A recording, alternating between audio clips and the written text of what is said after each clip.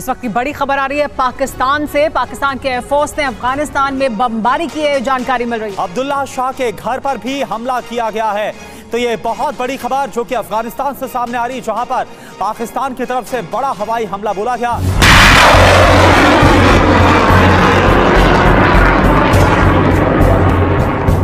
पाकिस्तान के इंडिया के साथ तो ताल्लुकात ठीक हो सकते हैं, नॉर्मल हो सकते हैं, लेकिन पाकिस्तान के अफगानिस्तान के साथ जो ताल्लुकात हैं वो ठीक होना नामुमकिनात में से एक है। तो हमले किए गए हैं, पाकिस्तान ने जो एयर स्ट्राइक्स किए हैं।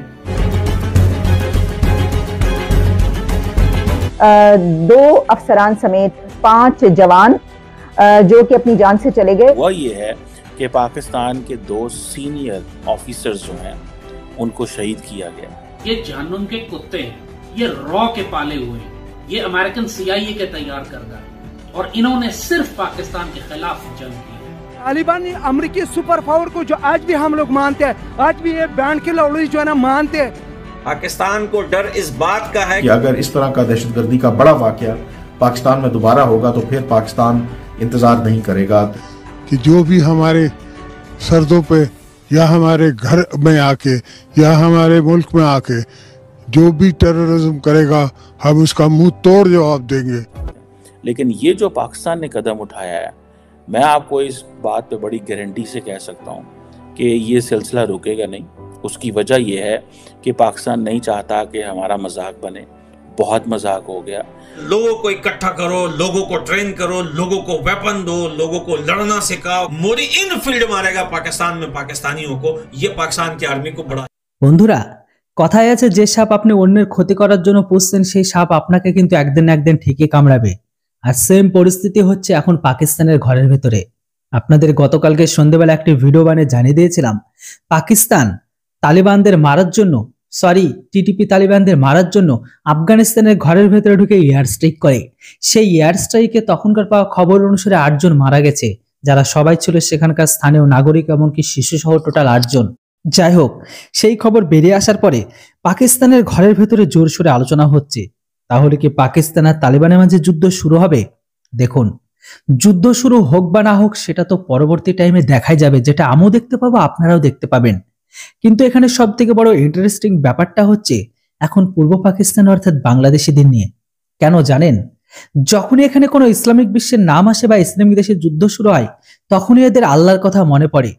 এরা বুঝে পায় না কাকে সমর্থন দেবে আর কাকে ছেড়ে দেবে, কেননা এরা মুহূর্তের মধ্যে বা সময় অনুসারে এরা আব্বু বদলাতে দেরি করে না।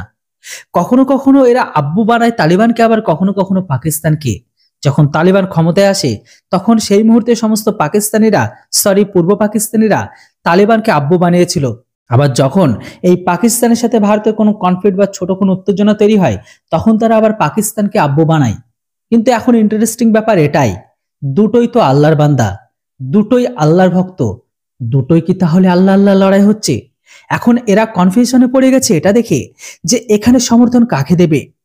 যেটা হোক বন্ধুরা, আগে পুরো ভিডিওটি দেখে নিন, তারপরে মেন টপিকে যাচ্ছি। तो मैं कई दफा ये कह चुका हूँ कि पाकिस्तान के इंडिया के साथ तो ताल्लुकात ठीक हो सकते हैं, नॉर्मल हो सकते हैं, लेकिन पाकिस्तान के अफगानिस्तान के साथ जो ताल्लुकात हैं वो ठीक होना नामुमकिनात में से एक है।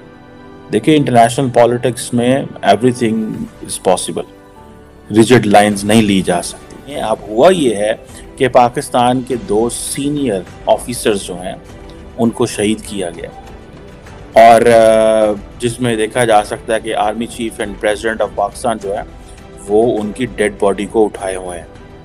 ये बहुत बड़ा सिग्नल था, ये बहुत बड़ा सिग्नल है।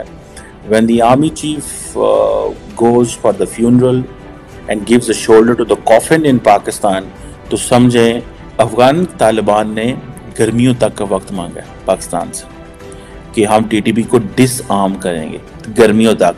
ये जो समर अभी आ रही हैं, बिकॉज नॉर्मली ये जो सीज़न है ये उनकी जंक्शन का सीज़न है और वो समझते हैं कि ये पाकिस्तान जो है उसको हम ये कह सकते हैं कि हम अफगान तालिबान को टीटीपी को डिसआर्म करेंगे। चीज़ को मैं समझता हूँ ज़ाती तौर पर, ठीक है जी, कि एक तरफ पाकिस्तान ये समझता है कि हमें तालिबान के साथ बैठना चाहिए, एक कन्फ्यूजन ये थी, और एक कन्फ्यूजन ये है कि हमें नहीं बैठना चाहिए। देखें, क्वेश्चन ये है कि पाकिस्तान जो है वो तालिबान के साथ नहीं बैठ सकता, टीटीपी के साथ। अफगान तालिबान के साथ तो बैठ सकता है, टीटीपी के साथ नहीं बैठ सकता। ठीक है जनाब। सो इस चीज को जहन में रखना है हमने कि आपको ये जंग लड़नी पड़नी है। सो अफगान तालिबान जो है वो आपकी कोई रहनुमाई नहीं करेंगे, कोई मदद नहीं करेंगे, वो टाइम बाय कर रहे हैं। अफगान तालिबान को इस चीज़ का बड़े अच्छे से पता है कि जिन टीटीपी के लोगों के साथ मिलके उन्होंने अमेरिका के साथ जंग लड़ी, क्या वो उन्हें छोड़ देंगे? देखिए, अफगान तालिबान को पता है कि इसी टीटीपी के ग्रुप्स को हमने इस्तेमाल करना है अलकायदा से लड़ने के लिए, इसी टीटीपी के ग्रुप को हमने इस्तेमाल करना है बाकी जो ममालिक के लोगों के साथ लड़ने के लिए, जब कभी कोई ऐसे ऑपरेशंस होते हैं। सो यहाँ पे इन चीजों को समझने की जरूरत है। বন্ধুরা, এই মুহূর্তে সবথেকে বড় খবরটা বেরিয়ে আসছে আফগানিস্তান আর পাকিস্তানকে নিয়ে। পবিত্র রমজান মাসে হয়ে গেল বড়সড় ধামাকা। কে জানে এবার আল্লাহ কোথায় ছিল, এক আল্লাহ আর এক আল্লাহর উপর অখুশি কিভাবে হলো। যাই হোক, আসি মেন টপিকে। এই খবরে এখন সবথেকে বড় প্রশ্ন এখন এটাই জাগছে যে পূর্ব পাকিস্তানের এখন কাকে সমর্থন দেবে, তালিবান না পাকিস্তানি? কেননা তাদের কাছে দুটোই তো তাদের আব্বু। যেটাই হোক, আসি মেন খবরে। আকাশপথে আফগানিস্তানের জোড়া হামলা পাকিস্তানের, অন্তত 8 জনের মৃত্যু দাবি করলো এমনটাই তালিবান সরকার। হ্যাঁ বন্ধুরা, সোমবার তালিবান সরকারের মুখপাত্র জাবিউল্লাহ মুজাহিদ এক স্টেটমেন্টে জানিয়েছে, ভোর 3টে নাগাদ একটি পাকিস্তানি বিমান থেকে পরপর দুবার বসতি লক্ষ্য করে বোমাকে ফেলেছে, তাতে প্রাণ যায় 8 জনের। আফগানিস্তান এবার আকাশপথে হামলা চালিয়েছে পাকিস্তান। জোড়া হামলাতেই অন্তত 8 জনের প্রাণ গিয়েছে বলে দাবি করেছে সেই দেশের তালিবান সরকার। তালিবানের তরফে এই হামলার নিন্দা তো করা হয়েছে, তবে পাকিস্তান এখনো পর্যন্ত এই হামলার দায় স্বীকার না করলেও সাম্প্রতিক সময়ে নবনির্বাচিত প্রাক প্রেসিডেন্ট আসিফ আলী জারদারি প্রত্যাঘাতের হুঁশিয়ারি দিয়েছিল। সোমবার তালিবান সরকারের মুখপাত্র জাবিউল্লাহ মুজাহিদ এক স্টেটমেন্টে জানিয়েছে, ভোর 3টে নাগাদ একটি পাকিস্তানি বিমান থেকে পরপর দুবার বসতির লক্ষ্য করে বোমা ছোড়া হয়, তাতে প্রায় 8 জনের মৃত্যু হয়। নিহতদের প্রত্যেকে শিশু ও মহিলা বলে দাবি করেছে সেই স্টেটমেন্টে। তালিবানের দাবি মোতাবেক এই হামলা চালানো হয়েছে পাকিস্তানের সীমান্তবর্তী আফগানিস্তানের খোস্ত এমনকি পাট্টিকা প্রদেশে। কাবুল জানায় এই হামলা চালিয়েছে আফগানিস্তানের সার্বভৌমত্বের উপর আঘাত করেছে তারা। 2021 সালে তালিবান পুনরায় আফগানিস্তানের ক্ষমতা দখল করার পর পাকিস্তানের সঙ্গে তাদের সীমান্ত নিয়ে সংঘাত সংঘর্ষ শুরু হয়। ইসলামাবাদের দাবি করে আফগানিস্তানের মাটি থেকে সশস্ত্র গোষ্ঠীগুলি বারবার পাকিস্তানের সীমান্তবর্তী অঞ্চলগুলিতে হামলা চালাচ্ছে। শনিবার এমন এক হামলায় 7 পাক সেনার মৃত্যু হয় বলে জানিয়েছে পাকিস্তান। নিহতদের সেনা শেষকৃত্য উপস্থিত হয়ে জারদার হুঁশিয়ারির সুরে জানিয়েছিল, যারা আমাদের দেশে ঢুকে সন্ত্রাস বাড়াচ্ছে তাদের বিরুদ্ধে কঠোর পদক্ষেপ করা হবে। মনে করা হচ্ছে কারো নাম না করলেও পড়শি আফগানিস্তানকে নিশানা করেছিল তিনি। দীর্ঘদিন ধরে পাকিস্তান আফগান সীমান্ত বিস্তীর্ণ অংশ সশস্ত্র গোষ্ঠী তেহরিকি তালিবান পাকিস্তান, যেটির নাম হচ্ছে টিটিপি, এর মুক্ত অঞ্চল। টিটিপির সঙ্গে আফগান তালিবানের একটি অংশের সুসম্পর্ক রয়েছে।